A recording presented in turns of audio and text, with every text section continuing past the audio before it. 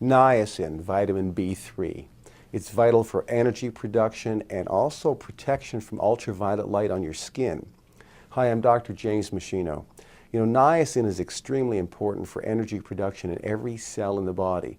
So deficiency states of niacin show up as skin damage or dermatitis of the skin. The brain stops functioning. A type of dementia shows up if there's not enough niacin. The intestinal tract cells can't reproduce properly, so you end up with diarrhea and gastrointestinal symptoms that are quite severe. And also a sore mouth, angular stomatitis. That's cracks here in the corners of the lips. And so they've looked at supplementation studies with niacin, because niacin seems to be multi-purpose. Now, at very high doses, niacin can actually lower cholesterol. It can also lower triglycerides. It can raise the good cholesterol known as HDL. But my concern is that high doses of niacin can also damage the liver. So you can't just put yourself on a high niacin program, because liver monitoring needs to be done through blood work by your physician.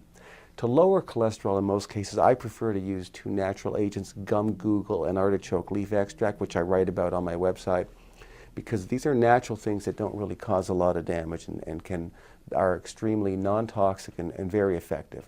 But back to niacin, we have seen studies where high doses of niacin, or significant doses, not enough to be toxic, can help to reduce the damage done by ultraviolet light to the skin, because the energy that the skin cells require, that niacin gives them to repair damage from ultraviolet light, seems to decrease some of the steps that are important in the prevention of skin cancer. And that's why I think niacin, a B vitamin, a B complex with 50 milligrams of niacin, I think is something you should take every day.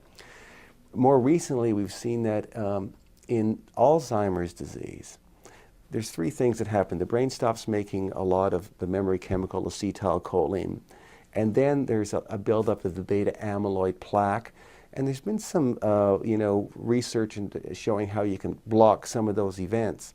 But the third part of Alzheimer's disease is the formation of these what are called neurofibrillary tangles, which basically destroy the brain cell. And no one really had any answers to it.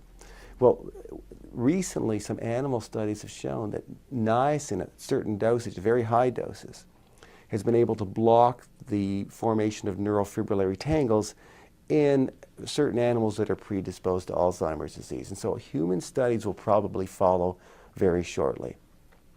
In terms of niacin supplementation, if you're going to be taking it as a supplement at high doses, it's contraindicated in people that have gout or an active ulcer, or if you have liver and gallbladder disease. You cannot take high doses of niacin. Those problems will get worse.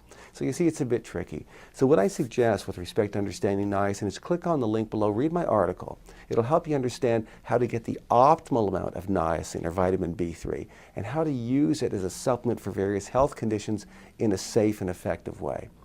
Now remember that at machinohealth.com you'll see my other teaching materials or footage from my live seminars, other research review papers that I have, other downloads and resources I've created. They're all there to help you lead a long, healthy, functional life. All of my teaching materials and review papers are complete with all the scientific references, so you'll know that from me you're only getting sound evidence-based information on any health topic that you're looking for. So you should make machinohealth.com an ongoing, reliable resource of health and wellness information for both you and your family. Thanks so much for watching.